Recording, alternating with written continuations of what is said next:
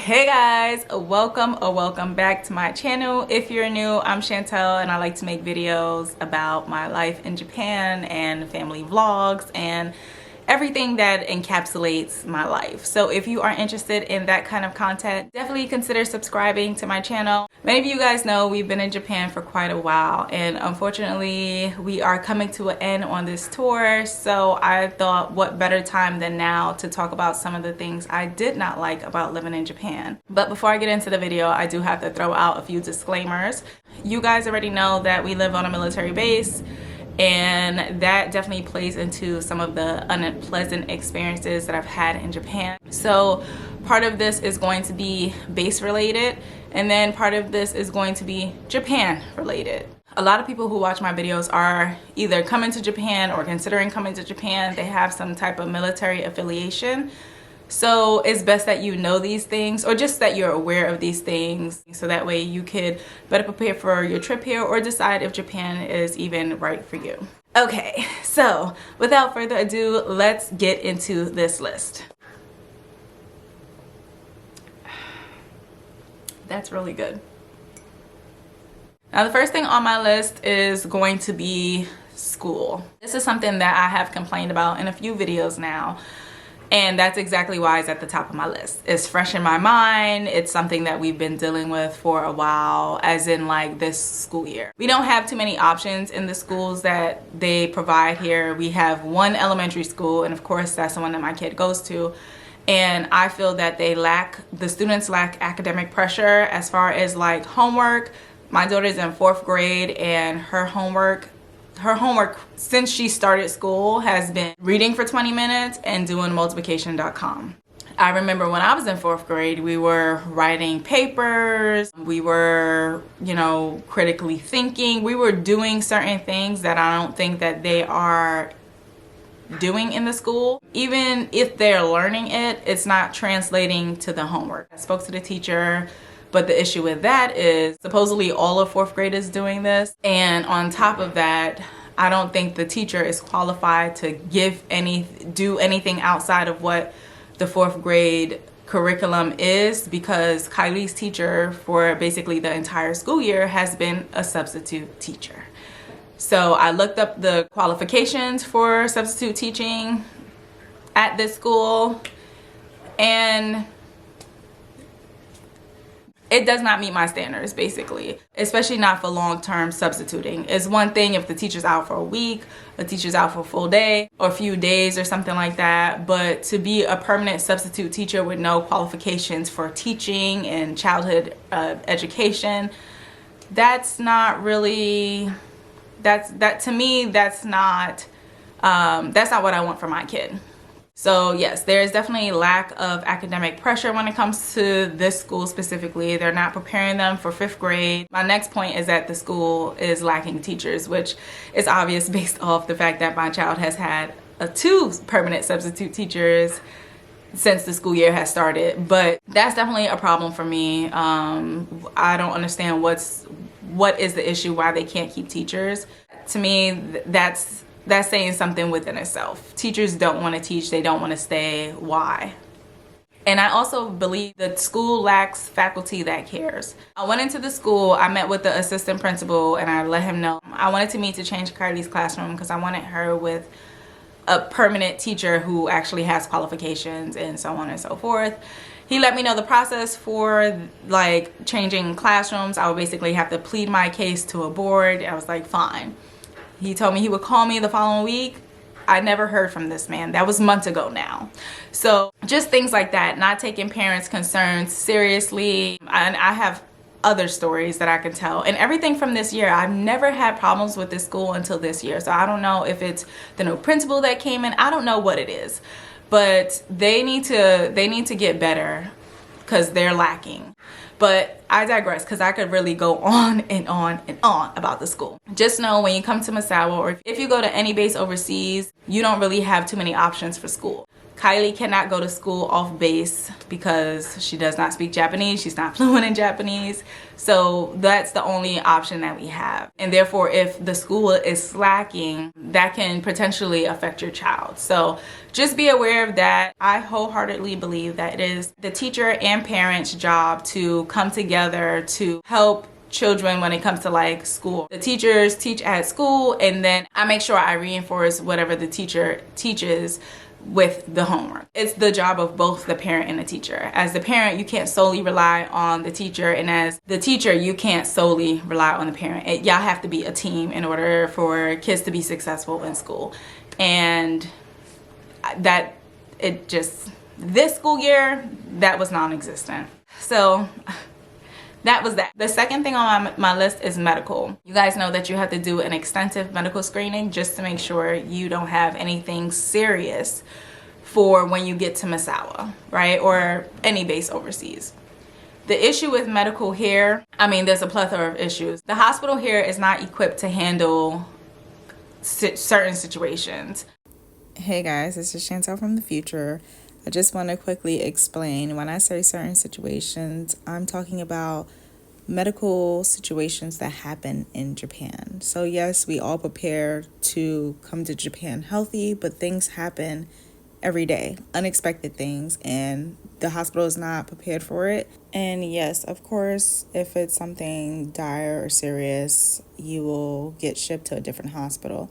But sometimes it's not even that. Sometimes it's something that a new doctor hasn't faced before, so they're not really familiar, or they're uncomfortable with diagnosing or delivering a baby, which has been my experience. So because of that, they try to prematurely do things that are not always in the best benefit of the patient. There's also a lot of new doctors that come in. I personally don't like to get young new doctors. I would just prefer someone who knows what they're talking about, someone who's been in the field for a long time. And that's not always the case. With medical, you get what you get and you just don't throw a fit. Like, that's like my new saying here. That's my theme for Misawa. You get what you get and you don't throw a fit. If I have an issue that's not serious enough for me to go to the emergency room or the UCC, I have to make an appointment for it. But the appointments are so far out, and then Lord forbid you have more than one issue you have to bring up at an appointment that you waited 4 months for. You can only discuss one thing at a time, which is hella annoying when the appointments are so far out. Same thing with dental. This is all under one umbrella. If you're not active duty member, just getting here or about to PCS out, if it's not an emergency, you're not gonna get seen. You're gonna be on the waiting list that no one knows when.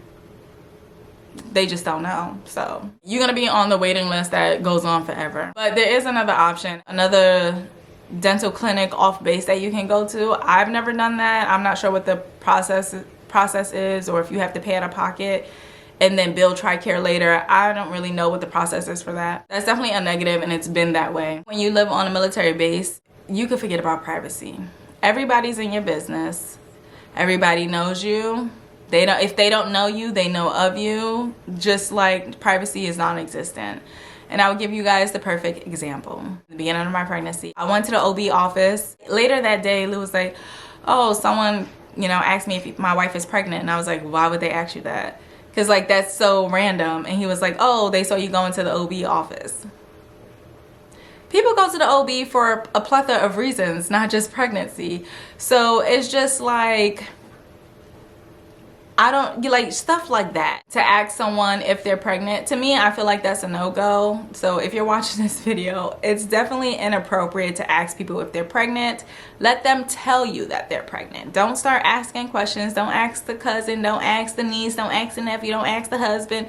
Let people tell you when they're ready to tell you. You can think what you want to think all you want, but my advice to those of you who do that is keep your opinions, your questions to yourself. Wait for the person to announce that they're pregnant, and then you can say congratulations or whatever it is that you want to say and be happy for them or whatever. You never know where people are in this journey of pregnancy or trying to get pregnant or whatever the case may be, and you asking these questions prematurely can bring up feelings for a person. It could bring up trauma for a person. You just don't know. So If you are one of those people that are going around doing that, please stop. Another negative for living on base is definitely the rudeness that you would get. Now, personally, I have not experienced this, but I have heard some stories. This community is really heavy on Facebook. Everything is through a Facebook page. Masawa Acts, Masawa Gossip, Masawa this, Masawa that. There's like a plethora of pages for people to just act a damn fool, say whatever they want. Not to say that if you come on this base, you'll have to deal with those things, because I don't. I feel like if you open yourself up to those things, and if that's what you're seeking, if you're seeking the drama, you will definitely find it. It's definitely out there. I don't find that people are necessarily rude face to face. That's been my experience anyway, but I guess it could depend on the type of job that you have. I have heard other experiences from people who work at specific jobs where they, are customer service, and they have been treated very rude and disrespectful. I remember when I came here, I was told that it's like a high school. And you remember high school. You know how it is. You can insert yourself in the drama, or you cannot be a part of it. So you get to choose, you get to decide. I'm just letting you know that there is drama out there. There's always gonna be rude people. I didn't think that there would be rude people on such a small base. Like, it's so easy to see you again shopping or on a trip or like a hike or whatever. Like, so I would assume that people would be on their best behavior at all times, but that is not always the case. So just know that. I think this is the last thing about base, and it is the commissary. I have complained about the commissary before, so if you have seen any of my previous videos, this is not new to you. But I will say that the commissary is, sometimes it can be hard to shop there. I feel like there's waves. Like, there's good and there's bad. Not so much anymore, but like fairly recently, the dairy products that were coming in would like expire in 2 days. There was a point in time where there was no dairy products at all. There's certain things that it will just be gone. It kind of ebbs and flows kind of a thing, but I definitely think it's annoying. However, of course, you can always shop off base. Depending on what you're looking for, you may or may not be able to find it. The fruits and vegetables are definitely more expensive on base than it is off base. One of the products that I seem to always struggle with here in the commissary are like their spring mix. I don't know if you guys know, like they'll have like in this plastic container, the spring mix or the spinach, and I'll put a picture on the screen if I feel like I'm maybe not describing it to the best of my ability. But it's hard to tell if it's wilted or not, and a lot of the times it is. So that's honestly annoying, to the point where I just stopped purchasing them, because I'm like, I'm not even gonna mess with it, because I just feel like I'm wasting my money at this point. But yeah, it's a lot of that with the commissary. So I think that's all the stuff that's on base. Schools, medical, dental, commissary, rudeness, and lack of privacy. And then for Japan in general, some of the things I don't like about living in Japan is the lack of convenience. What I'm talking about is 2-day shipping from Amazon. Now, there is Amazon Japan, which you can get stuff, but not everything that I want I can find on Amazon Japan. So there's that. I miss being able to order my food online and then go pick it up, or order it online and have it delivered to my door.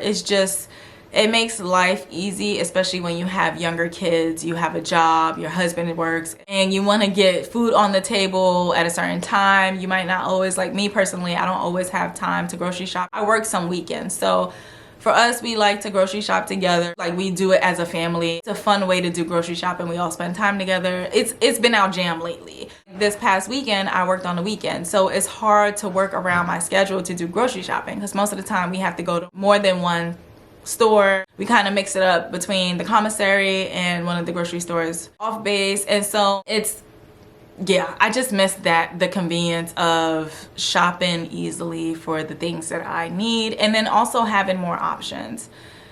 I miss it a lot. Another thing that I do not like about living in Japan is store hours, like restaurant hours. A lot of restaurants open in like the afternoon for lunch, they close, and then they open for dinner. So if I am fasting, or if I don't know, whatever the case may be, if I didn't have time to grab lunch and I'm hungry right quick and it's not within the time frame to go to a specific restaurant, I'm not gonna make it. There are certain places you can find open all the time in Japan, but it's not a lot, especially in my experience in Tokyo was the same way, which I was surprised because Tokyo is a big city. I thought I would expect there to be more stores open throughout the day, and I mean like restaurants. I don't mean like 7-Elevens or supermarkets or anything, because you guys know in Japan you can get like whole meals at this 7-Eleven or the supermarket, but I'm talking about dining in a restaurant and actually eating and having a good time and talking and whatever. A lot of restaurants are not open all day. Another thing that I've noticed in the Misawa area anyway, I can't really speak so much for other places, a lot of places don't open till like 10. So for instance, there's a coffee shop that opened right outside base, and I mean the coffee is okay, whatever, it's cool. Most people want coffee at 8 o'clock in the morning. Why does the coffee shop open at 10? I would never be able to get coffee before I go to work at 10 o'clock in the morning because that place is not open. Like, I don't know what it is, but that bugs me. Another thing that I notice is that Google isn't always right. So sometimes Google will say that a restaurant is open and it's not. We haven't experienced that lately. I've never experienced that in Misawa, but we have definitely experienced that a few times in Tokyo. We are big foodies, and in a lot of places we want to try different restaurants, different foods. So it has been extremely annoying when we really have our heart set on a restaurant and we've been looking at it and we're like, oh, we can't wait to eat here for dinner, and we get there and it's closed. Like, that's super annoying. And then we have to settle for some random place. Like, that is annoying. But that, like I said, that's been my experience in Tokyo for sure. I haven't really had that issue in Misawa though. The last thing on the list of the things that I do not like in Japan is definitely the tolls. There are tolls for absolutely everything. Everywhere you go, there's a toll. If you want to enter a city, there's a toll. If you want to exit the city, there's a toll. There's a toll, there's a toll, there is a toll. And that is annoying. However, just make sure you have, I think my light is dying, so you might see a difference in the lighting, but make sure you always have coins on you, on your person, in your car. Just make sure you always have coins. I get the point of tolls, I do, but it does make traveling harder when we like to do road trips. We found our way around that, and we spoke about that in a previous video, but it is definitely annoying to have to deal with the tolls, even if we're taking like a little small trip, because there are cities that are close to us. We don't necessarily have to rent the van to, you know, go to Sendai. We can, sometimes we do, or Morioka or whatever, what have you. But yeah, be prepared for them tolls, definitely. But that's the last thing on my list. I hope you guys enjoyed this video. I hope you took away something that maybe you haven't thought about, or something that you never heard. And I hope this helps you out in some way, shape, or form. Thank you guys so much for watching this video, and I will see you guys in the next one. Bye.